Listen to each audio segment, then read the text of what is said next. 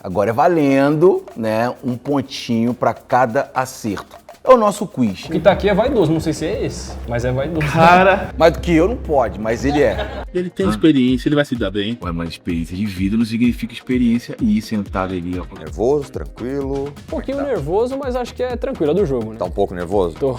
Eu sei que as sereias estão de volta ao Brasileirão A1. Eu trabalho muito com isso, com critério. Querem agradar demais, não tem que agradar. Aqui ninguém tá para ser amigo. Aqui nós estamos disputando uma vaga. Aqui, direto do meu cenário do Deu Jogo modo Copa. Eles começam a sentir de verdade a pressão, a vivência do comentarista. Mas como nem tudo são flores, hoje eles vão ter uma surpresa e ainda fica mais difícil. Espera pra ver. Olá, meu povo. Tudo bem com vocês? Tudo bem. Descansaram? Dormiram bem? Sim. Aqueceram a voz?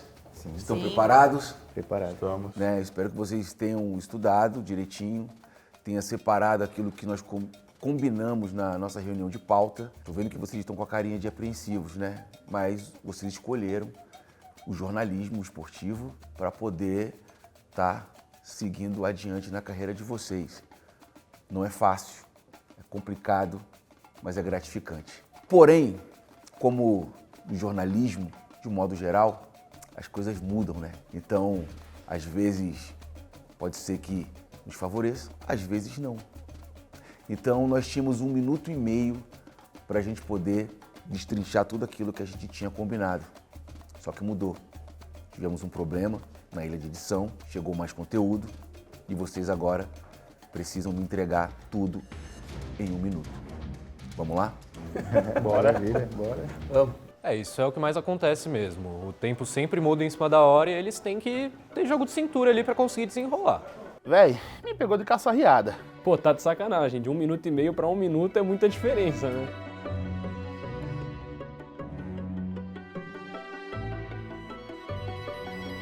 A seleção da Inglaterra chega como uma das grandes favoritas a ganhar a Copa, em um grupo junto com Gana, com Croácia e também com Panamá. E a maior dificuldade, com certeza, vai ser essa estreia contra a Croácia, que não é mais aquela Croácia. É um time já um pouco mais envelhecido, uma geração tentando se renovar, mas que ainda pode tentar controlar o jogo através da posse, de tal ritmo, com Luka Modric no meio-campo. Mas essa Inglaterra ela pode se adaptar ao adversário, segurar um pouco mais, sair em velocidade nos contra-ataques ou morder lá em cima para pressionar. E essa Croácia tem muita dificuldade com erros na saída de bola e sofrendo em contra-ataques. Gana e Panamá acredito que seja mais tranquilo, principalmente o Panamá. Uma goleada histórica teve em 2018, pode acontecer de novo. E uma curiosidade é que Harry Kane foi o grande destaque desse jogo e deve ser o grande destaque da Inglaterra. É um 9 que se adapta muito bem, faz bem pivô, faz bem o jogo aéreo, finaliza bem com os 2 pés e ainda arma o jogo como um 10. Então a expectativa para a Inglaterra é sensacional nessa Copa. Eu consegui falar bem ali da Inglaterra de um jeito geral do que a reunião de pauta pediu. A seleção do México se classificou para a Copa do Mundo por ser uma das anfitriãs da Copa. O México vai estar no grupo A, ao lado da República Tcheca, África do Sul e Coreia do Sul. Nesse grupo eu vejo uma equipe a dificultar um pouco a vida do México, que é a Coreia do Sul. A Coreia do Sul é uma equipe que sabe muito bem utilizar seu físico. A Coreia do Sul é uma equipe que sabe se defender de uma forma magnífica. E a Coreia do Sul é também uma equipe que sabe equilibrar entre ataque e defesa. Todo mundo corre atrás da bola. É algo inegável que a Coreia do Sul possa ser a única equipe que vem atrapalhar o México nessa fase de grupo da Copa do Mundo. Algo que a gente tem que destacar é o Raúl Jiménez, um atacante de 35 anos do México, que vem na temporada até que boa. São 43 jogos pelo Fulham, com 13 gols, 10 gols e 3 assistências. Então tem que ter um pouco mais de cuidado com esse jogador, porque se vacilar na área, certamente pode ser fatal. Consegui desenrolar bem, muito orgulhoso, tem que estar, né? Gente, olha, é uma experiência fantástica, tá? O nervosismo é normal, primeira vez. Bom, falando da seleção do Uruguai, ela chega com duas de suas principais referências da atualidade, né, com o Suárez e o Cavani. Acabou tendo uma inconstância na classificação, mas conseguiu aí em 4º lugar com 28 pontos nas eliminatórias da Sul-Americana. Como um problema, né, recente é a lesão de Arrascaeta, acabou sofrendo a lesão, se recuperando, né, de uma cirurgia na clavícula, acabou sentindo a panturrilha, que está um nome que está de fato vai desfalcar até o momento, né, a seleção do Uruguai. Mas tem um nome que vai ser referência, com certeza, técnica no time, à disposição do técnico Bielsa, que é o Valverde, né, o meio-campista do Real Madrid, tem feito excelentes temporadas, com um chute muito forte de fora da área, forte transição da parte defensiva para a parte ofensiva, que com certeza vai ser uma referência técnica.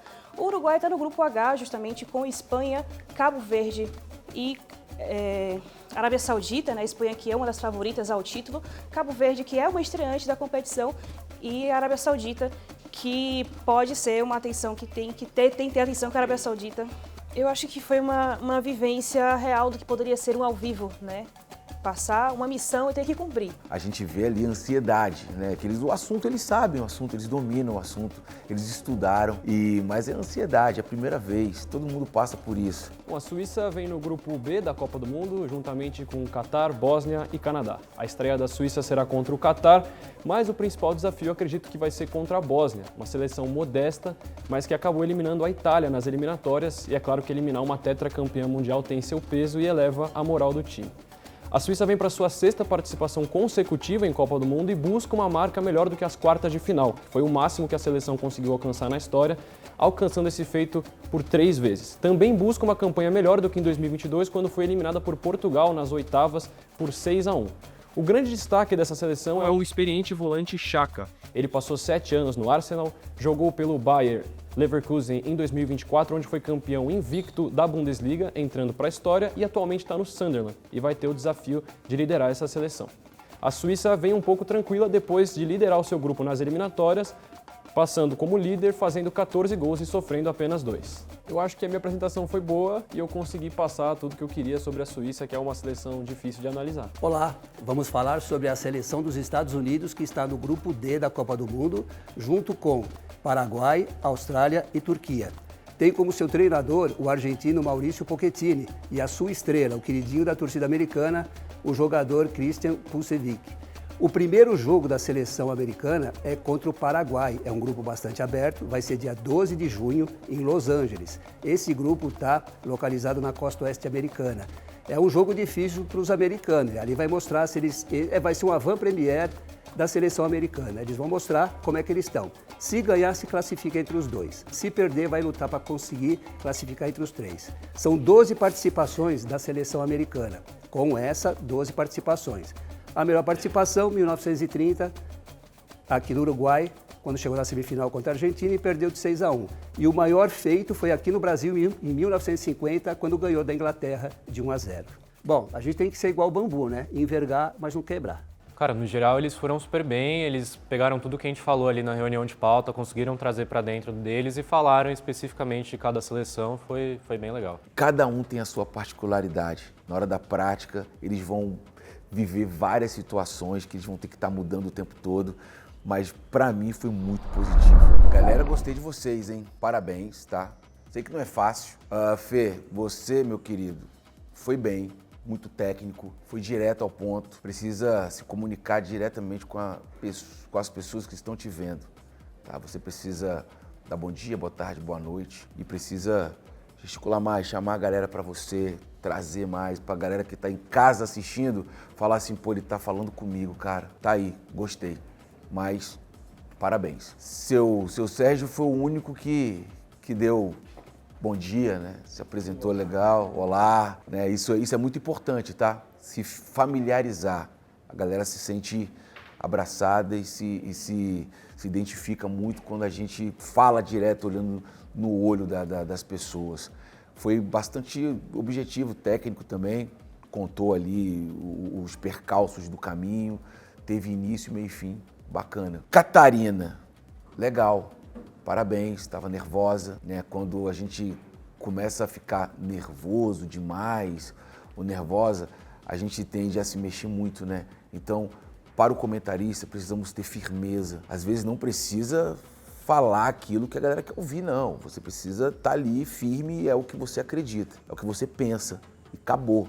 Tá? Então, se as pessoas não gostarem do que tu falou, que comente lá, porque dá engajamento, tá legal? Mas, de resto, positivo. Muito bom. Você, meu querido, show de bola, tá, ô Lucas? Calmo, uma voz serena, não alterou muito, manteve o mesmo nível de voz e isso para televisão é muito bom. você também teve início, meio e fim, pegou o seu tempo certinho, destrinchou. Meu querido Emanuel, tenha fé em Deus, tenha fé com essa música? Então, show de bola, tá? Também um pouco nervoso, mexendo um pouco as pernas, né? Então, assim, mas depois dos primeiros 20 segundos, você foi embora, você se soltou. Então, para as pessoas que estão nos assistindo, ela precisa entender que você está dominando aquele assunto. Então, ela pode pegar aquele corte e pode replicar aí nas redes sociais porque você está tendo firmeza naquilo que você está falando. Você ficou um pouco nervoso, a tua voz alterou, ficou ali e tal, embargou, pensou, né? Tudo bem, a gente tem que pensar quando a gente é pego de surpresa, mas quando nós estamos ali analisando, vendo o jogo de fato, né? Você não pode, eu acho, travar, tem que falar, mas foi positivo também, eu gostei, tá legal? Mas como tudo não são flores, né? A gente vai para a parte também que é muito mais importante, né? Quanto essa, que é a mesa redonda, aonde a nossa guerra continua. Vocês estão preparados para a mesa redonda? Chegaram até aqui? Lógico. Então vamos embora? Bora! No Mesa Redonda espera a lapada, porque agora o bicho vai pegar, meu irmão. Agora vai ser pau pra toda a obra. Pro Mesa Redonda eu pretendo ser o mais direto e objetivo possível e tentar conversar com o público e debater as opiniões.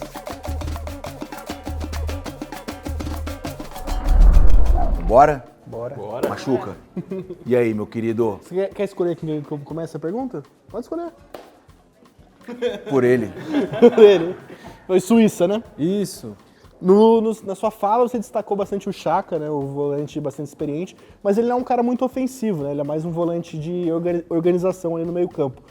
Como que a Suíça pode ser mais eficiente na parte ofensiva na Copa, já que o Xhaka ele não vai fazer esse papel lá no último terço de campo, e também como a Suíça pode contornar o problema do Embolo, que não conseguiu entrar nos Estados Unidos se ele não conseguir jogar a Copa? Olha, ser bem sincero, o Xhaka realmente ele é um volante muito bom defensivamente, mas ele tem as suas características positivas ofensivamente. Já fez alguns gols importantes, enfim.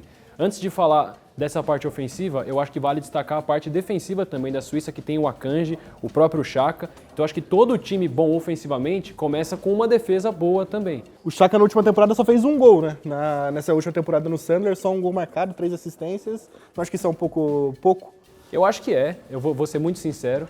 Eu acho que o Xhaka também está longe do auge dele. Eu acho que ele vai muito mais pela Suíça não ter grandes jogadores. E acho que ele vai muito para agregar com experiência. Eu acho que nessa Copa tem muitos jogadores que estão fazendo isso. E eu acho que experiência é algo muito importante, né? Quem que vai chamar a responsabilidade na Suíça? Vai ser o Rodrigues, o Akanji, o Embolo? Acho que não. Acho que o Xhaka, por toda a história dele, pode ser esse principal jogador da Suíça. Mas o sistema defensivo, ele tá sofrendo muitos gols? Como é que é? Não, a Suíça fez uma boa... Fez uma boa? Fez uma boa eliminatória.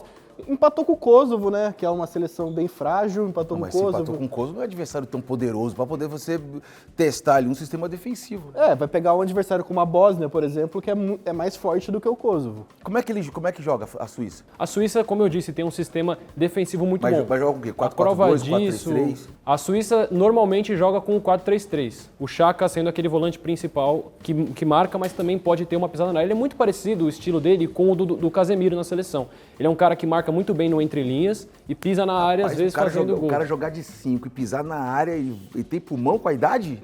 Mas o Casemiro faz isso na seleção, fez gol lá e é um pitbull atrás. Mas foi de bola trabalhada do Casemiro ou foi de bola parada? O Casemiro estava dentro da área. Ele passou e fez a ultrapassagem, como é que foi a ultrapassagem? Foi pelo Ele estava dentro da área. Eu acho que mais ofensivo do que dentro da área não tem. E o Casemiro é um volante de marcação que pisa muito bem dentro da área. E a questão do Embolo? O que você acha? Cara, do Embolo, eu confesso que é uma grande dificuldade. A gente tem o Irã, por exemplo, que é uma seleção que vai ter muita dificuldade nessa Copa do Mundo. O senhor concorda? Qual que é o grupo da Suíça? É Suíça, Catar, Bósnia e Canadá. Não é um grupo difícil para a Suíça poder classificar. Vocês estão falando de jogador, mas a Suíça tem uma organização muito grande. O tipo de competição que a Suíça disputa na Europa é forte, é diferente dos outros times, que disputam uma competição mais fraca. Então eu não vejo a Suíça com problema de classificar a primeira fase. Eles devem classificar em primeiro, pela organização que eles têm já há muito tempo que eles estão fazendo no time base da seleção dele. E tem um ponto da Suíça que é muito interessante, que se tiver a ausência do Embolo, em compensação tem 2 pontas muito fortes. Quem?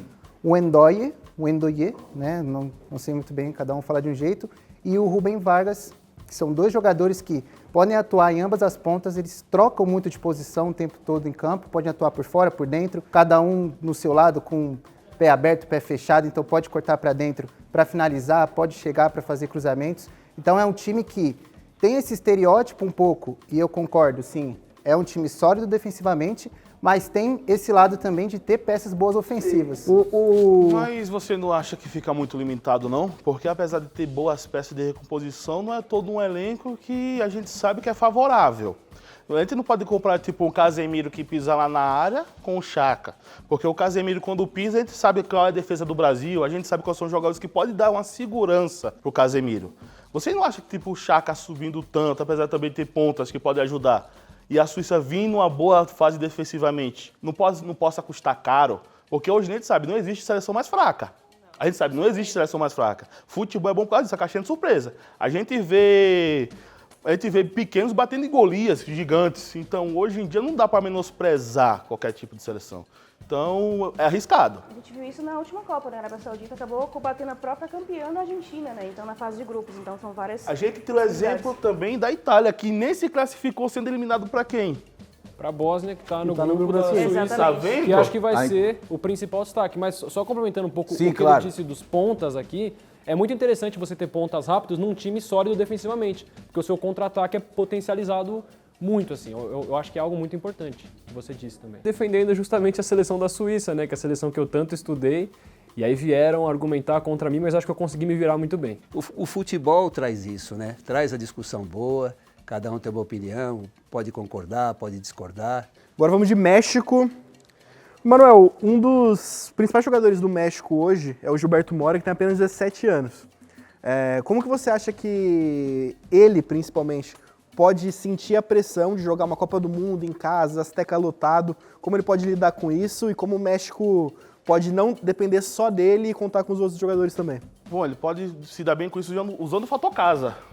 Ele tá na casa dele, ele tá com o povo dele. E eu acho um pouco provável você se ter a pressão tendo o apoio 90 minutos. Mas com 17 anos? Cara, se ele não tivesse se ele não tivesse capacidade, não é nem convocado. Por isso que eu aposto minhas fichas nele. E eu vejo também que os jogadores experientes, como o próprio Ochoa, possa dar aquela tranquilizada no garoto. O Ochoa não dá mais, né? Vamos combinar. Vamos combinar. Que é isso, até quando que vai vir um Ochoa? Eu até entendo, mas você acha que ele com 17 anos, tendo a responsabilidade de jogar em casa, né?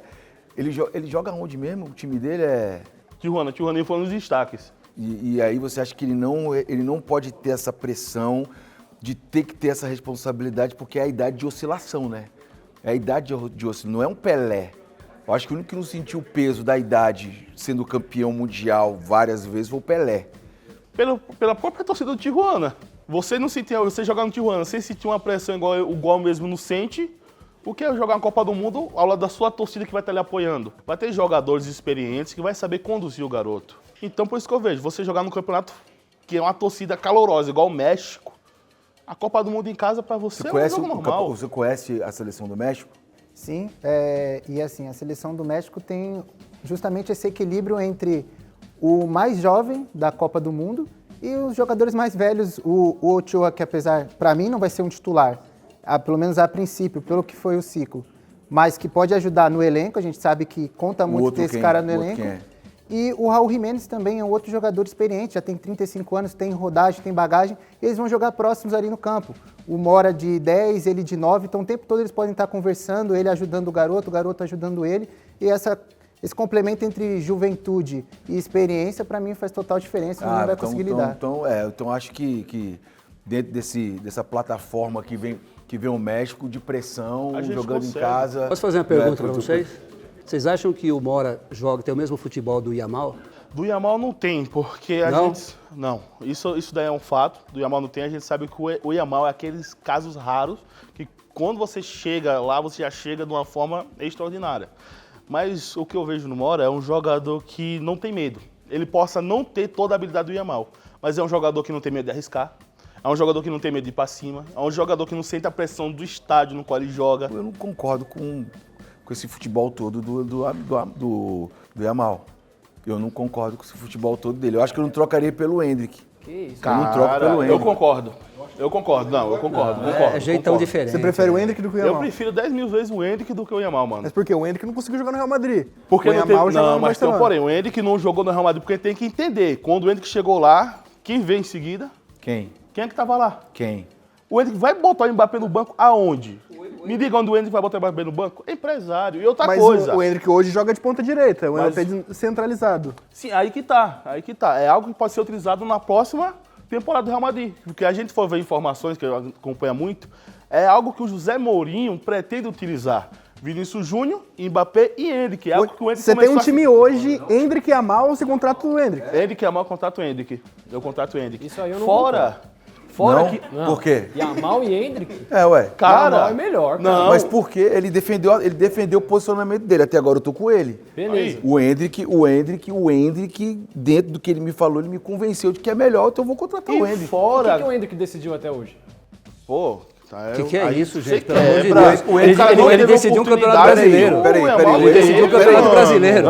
O Yamal ganhou uma Eurocopa. Fazendo gol. Ganhou a Eurocopa, Fazendo beleza. gol decisivo. Gente, Tudo bem, mas é só que o Endrick foi Endrick campeão chegou ontem, né, brasileiro Calma. num campeonato mais difícil que nós temos no mundo. Gente, pelo amor de Deus. Chamando a responsabilidade. Você acha mais difícil ganhar Eu não acho. um brasileiro com o Palmeiras Não, do que uma Euro com a Sim. Espanha? Lógico. Lógico. Aí eu não concordo. Lógico. Qual campeonato Irmão, mais a difícil gente pra já você? viu o CRB. Palmeiras tá todo o CRB ano lá em eliminar cima. o Palmeiras. Hã? A gente viu o Todo CRB. ano o Palmeiras está lá em cima. É um time que sempre tem mais facilidade para jogar. Eu acho que a Eurocopa é muito mais difícil de Mas jogar do isso que o Campeonato significa, Brasileiro. porque Porra. mesmo com E esse o time- Yamal foi protagonista de uma Eurocopa. Mas com esse time aí do Palmeiras, o Vasco ganhou, pô. Do Pô, Palmeiras. pelo Gente, amor de Deus. Não é um jogo, né? São 38, Brasil. Não dá pra jogar os dois juntos, assim a gente para a briga e pronto. Claro que dá. Eu não me arrependo de nenhuma das minhas opiniões. Talvez a parte do Endrick ali eu tenha falado um pouquinho, meio que provocando o apresentador. Mas acho que é do jogo, né? Ele discordou da minha opinião e eu discordei da dele. Acho que acontece. Vamos falar de Uruguai agora? Dois atacantes que não vai ter no Uruguai, né?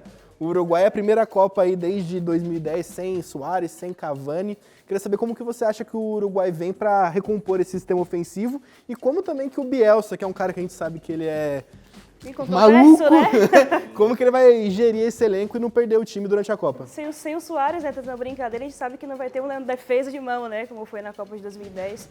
Ele acabou digamos que se aposentando, quis voltar agora, o Bielsa não quis colocar, mas o Valverde eu acho que vai ser uma peça fundamental, né? Falei sobre ele, sobre a questão do Real Madrid, como ele tem se posicionado, principalmente com essa lesão quase que confirmada de Arrascaeta, né? Falta só o apito final aí, oficial, mas tudo indica que ele não vai participar. Então acho que o Valverde vai ser aquela peça, aquela liderança técnica, né, tática dentro da seleção do Uruguai para poder tentar avançar no grupo, né? De 0 a 10, qual que você acha que é o impacto dessa lesão do Arrascaeta se o Arrascaeta ficar de fora da Copa? Então, o de Arrascaeta é muito mais para o público brasileiro, né? O torcedor uruguaio tem muito mais o Valverde como uma peça de destaque. É claro que tem uma baixa muito grande, mas está sendo estudado, inclusive, a possibilidade do Facundo Torres fazer essa substituição caso Nossa, de fato ele Facundo Torres. mas foi Tomara que que está sendo seja ele mesmo, joga questionado, contra a né? gente. É o nome que está sendo estudado. O Arrascaeta, mesmo ele sendo reserva, ele tem essa... Não, esse tem apelo. um ponto aí. O Arrascaeta, ele começou o ciclo como reserva, mas já tem uns bons jogos que ele vem ganhando confiança e muitos jogos que o Uruguai está muito pobre ofensivamente, ele tira do bolso. Faz fila, um dos gols nos últimos jogos das eliminatórias foi assim, driblando 2, 3, tocou, recebeu de volta, finalizou. Coisa que ele faz no Flamengo, ele tem começado a fazer. tem outro Justamente porém. quando ele estava no auge, machucou. E tem outro porém, respondendo você de 0 a 10, qual a importância dessa falta da Arrascaeta pro Uruguai? Cara, se a gente for ver no meio de campo, no meu ponto de vista, eu vejo no meio de campo do Uruguai, hoje, se o Arrascaeta estiver fora, Valverde. Querendo ou não, o Arrascaeta podia ser aquela válvula de escape junto com o Valverde, por quê? O Arrascaeta tem facilidade de botar o seu companheiro na cara do gol, mano. É só olhar o que ele faz pro Flamengo. Conseguir relaxar um pouco mais, né? Falar com mais naturalidade, meu jeito de falar, de me comunicar. Eu acho que isso que seria o ponto fundamental. Vamos dos Estados Unidos agora? Bora? Vambora. Os Estados Unidos, recentemente, fez 2 amistosos com seleções consideradas grandes do mundo do futebol, né? E perdeu de 5 a 2 da Bélgica e de 2 a 0 do Portugal. Como que os Estados Unidos, jogando em casa, os seus torcedores, vai conseguir encaixar esse time para tentar ser a surpresa da Copa, mesmo com esses resultados recentes contra seleções fortes? Eu acho muito difícil os Estados Unidos classificar na chave, a não ser que ele classifique como terceiro colocado. Você acha que perde para o Paraguai? Assim, o primeiro jogo deles é a grande abertura, né? Se eles forem bem contra o Paraguai, eles devem se classificar em segundo.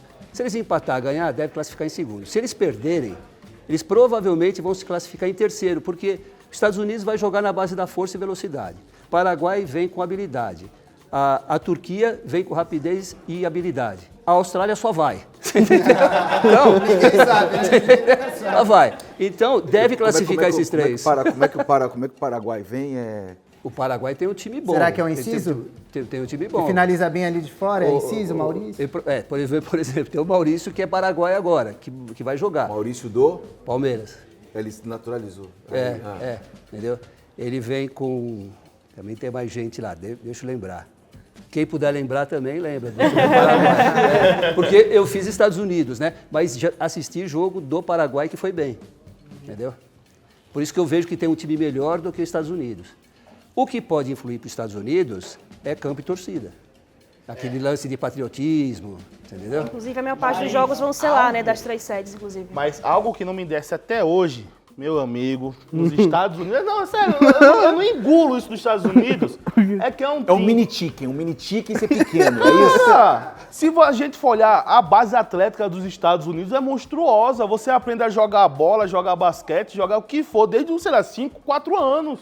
E é um time que não tem uma Copa. O futebol lá é mais pro feminino, feminino, os caras... O feminino das mulheres... Como é que tá o futebol feminino lá? Os Estados Unidos é absurdo, é vencedor, uma referência, inclusive vai ter amistoso contra a seleção brasileira aqui em São Paulo, né? Então é uma referência mundial a seleção norte-americana. Me interessou, fala só mais um pouquinho. Então, às vésperas da Copa do Mundo no Brasil, né? Vai ser uma série de amistosos. Vai ser aqui no Brasil? Vai ser aqui no Brasil do ano que vem, então é muito interessante, né, para o torcedor brasileiro poder acompanhar a Copa agora masculina e ano que vem a Copa feminina aqui no Brasil. Você acompanha o futebol feminino? Acompanho, gosto bastante. Inclusive vai ter 2 amistosos, né? O Brasil acabou de ganhar o FIFA Series, né, lá em Cuiabá, bastante importante também para essa parte da Arthur Elias movimentando e preparando para a Copa do Mundo do ano que vem. E vai ter justamente contra os Estados Unidos 2 amistosos. Arthur Elias, da seleção principal, né? Tem sub-20, sub-17. Deixa eu fazer uma pergunta para você. Claro. Em cima dos Estados Unidos, é o Maurício Pochettino, o treinador deles, né?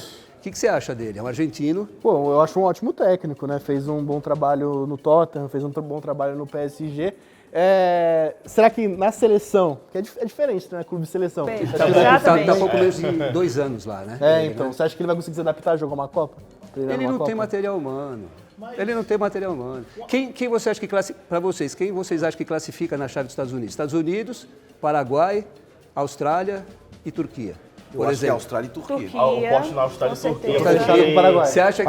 Paraguai para mim vai bem. Você acha que... fica na dúvida no segundo lugar. Cara, Paraguai, desde que Turquia. o treinador deles chegou, eles doutrinaram o futebol sul-americano. Pega o recorte, deve ter sido um dos líderes ali das eliminatórias nesse período. Deve ser um jogo bom. Um dos times mais enjoados. É capaz deles repetirem até a... Austrália e Turquia.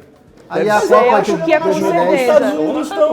Não, eu não acho um time ruim, não acho ruim. Tem ali o Policial. Só se pintar uma campanha de terceiro lugar, né? Então. Tem o Makini, que joga na Juventus. Tem o EA, o Timothy Weah, que é filho do... O Balogun, que é um bom jogador lá na Liga Francesa. Eles têm alguns jogadores, principalmente que jogam futebol italiano. Mas não é essas coisas, é água de salsicha. Os Estados Unidos, eles são muito fortes em várias modalidades, não é à toa que são dos líderes geralmente nas Olimpíadas, né? Em Pan-Americanos, titulares, medalha de ouro, e assim, bater ali com a China, né? Então, já que os Estados Unidos não tem futebol, quem tem futebol é a Inglaterra. Correto? E lá é futebol mesmo. É o game. Lá é futebol, né? É o futebol. Mas já mesmo. ganhei deles, hein? 1950 já ganhei deles aqui em Belo Horizonte, hein? Ô, Felipe, Ganhei deles. a Inglaterra é uma seleção forte, uma das que as pessoas colocam como candidata ao título, só que também toda a Copa chega com essa expectativa e sempre acaba falhando. Como que você acha que a Inglaterra pode driblar essa questão psicológica de ser um pipoqueiro e conseguir ir bem nessa Copa? Eu acredito que, se você olhar as últimas Copas, tem cada vez mais batendo na trave para chegar numa final e precisa superar essa última barreira. Eu acho que a tendência, claro que Copa do Mundo é uma surpresa que pode acontecer, Mas, assim como na vida, a tendência é que cada vez que vai chegando mais perto ali, quem está rondando uma hora chega. Tem surpresa, mas para mim a maior qualidade que a Inglaterra tem é justamente de ser um time que constantemente está chegando cada vez mais perto. Tem a piada, tem a resenha, e eu concordo com isso, faz tempo que não ganharam uma vez só, teve polêmicas de arbitragem, enfim. Mas a verdade é que a Inglaterra está num processo para chegar lá. Se vai chegar lá ou não, a gente não sabe, porque são muitas seleções e só uma. O que vocês acharam do Palmer e do Foden não ter sido convocados, hein? Dizem que não foram convocados por causa da temporada ruim, mas é algo que eu volto a ressaltar. Clube é clube, seleção é seleção. Os caras vieram de 2 clubes que não estavam bem no contexto geral. Então você não pode chegar e sacrificar o cara porque um clube todo não estava bom e só um ser ocupado? Mas aí tem 2 pontos para mim. Primeiro, assim, o Tuchel deixou muito claro que não é só uma questão da temporada que eles estão fazendo, é o rendimento com o treinador. E a gente tem essa crítica com os nossos jogadores brasileiros. Não rende na seleção o que rende no clube. Pode ser que chega na Copa o cara desenrola, beleza, mas até agora eles não mostraram que veio no sistema do treinador. Então, ele deixou claro. O Palmer fez gol na final da Euro, né? Fez, mas desde então não tem desempenhado bem. O Tuchel valoriza mais o ciclo como um todo do que uma competição específica. Eu não concordo tanto, mas é a maneira que o treinador enxerga. E tem um outro ponto também aqui. Chelsea e Manchester City não tiveram temporadas tão brilhantes quanto em outros anos. Porém, tiveram destaques individuais e nem o Foden, nem o Palmer conseguiram ser esses destaques em um momento ruim. Se no momento ruim os caras não estão rendendo, como em um lugar que já tá bom, eu vou encaixar eles. Qual foi o resultado do último jogo da seleção? Perdeu pro Japão, 1-0. Acabei de olhar aqui. Japão que ganhou do monte de seleção. Mas tem 2 pontos. O Japão é muito organizado, ganhou da nossa seleção brasileira, vamos lembrar, de virada, mas era uma Inglaterra... Ganhou não, ganhou? Ganhou. Lembre não. Tive que lembrar, não teve jeito. Lembre não. Mas é o seguinte, aquela era uma seleção justamente dos testes. E quem estava nesse time? O Cole Palmer. Então, assim, como é que vai levar o cara? Isso é coisa de treinador. O treinador, ele tem confiança no jogador ou não tem? Ele não teve confiança nos 2 jogadores, não levou, dizendo que não foi bem. Não sei se o Tuchel faria a mesma coisa na seleção brasileira, não levando o Neymar. Ali consegui impor minhas ideias sem precisar me impor tanto num tom, alguma coisa do tipo, mais na ideia, mais na argumentação. Bom, Machuquinha, eu cheguei à minha conclusão aqui, individualmente, eu vou pontuar, junto com o Machuquinha, com a nossa equipe, tá? E eu vou pedir para os senhores, por favor, irem lá para o sofá, que nós vamos debater aqui e vamos passar para o nosso público a nossa opinião. Tudo bem? Tudo bem. Obrigado.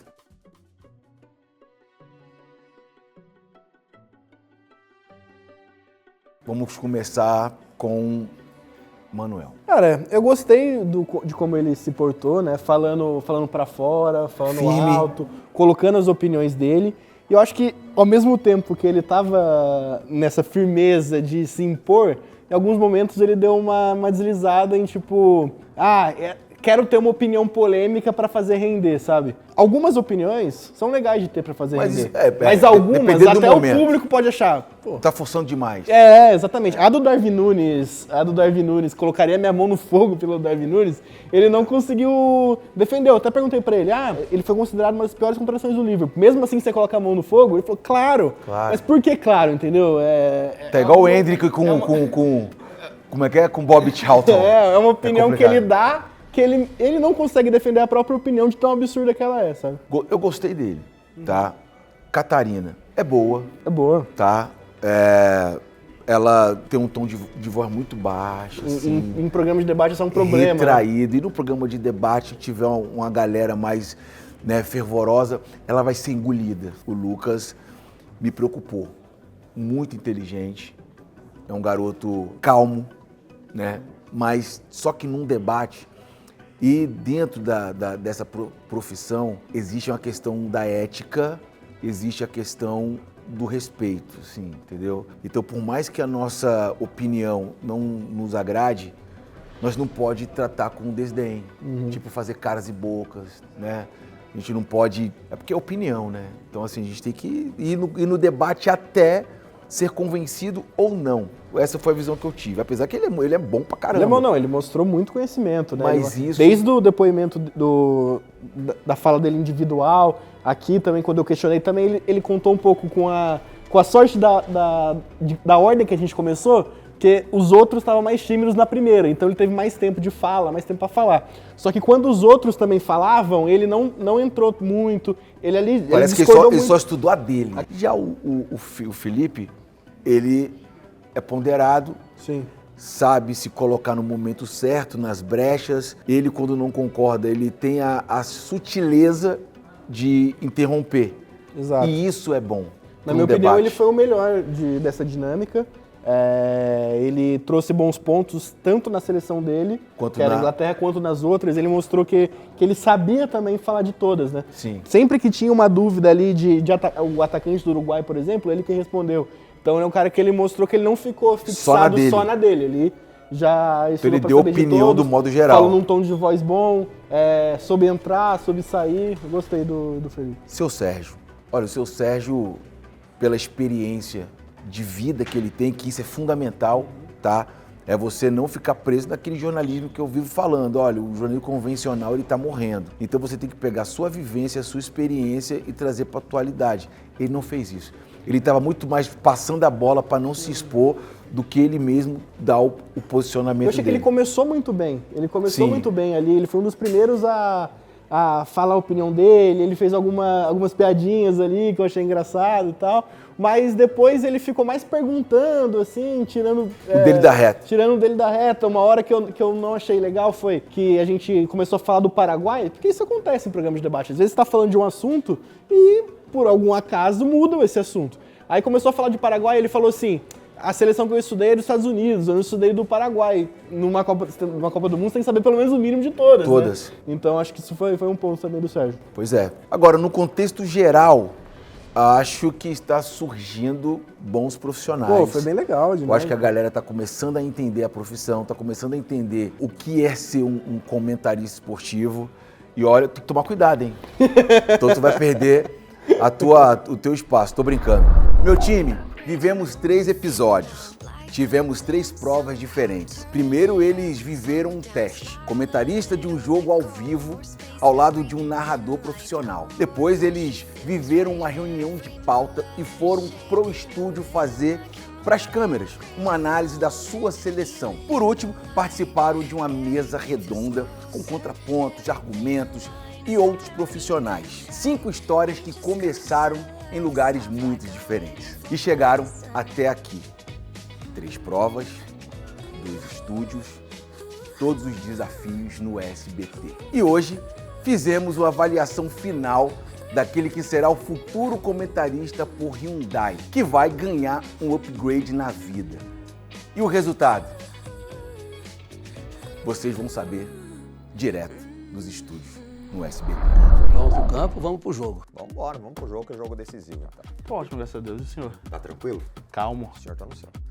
Parece até uma atuação assim, tem um policial bonzinho e malzinho. No caso era o mal e o pior, assim, sabe? Já chegou na Copa do Mundo aí com 2 títulos de Olimpíadas. Ganharam onde? Em casa, primeiro título mundial em 1930, então... Passou o Ronaldo no jogo contra o Brasil no 7-1, né? Foi mesmo. Foi o gol dele que fez ele passar o Ronaldo na artilharia das Copas. Mas essas paradas a gente não lembra, né?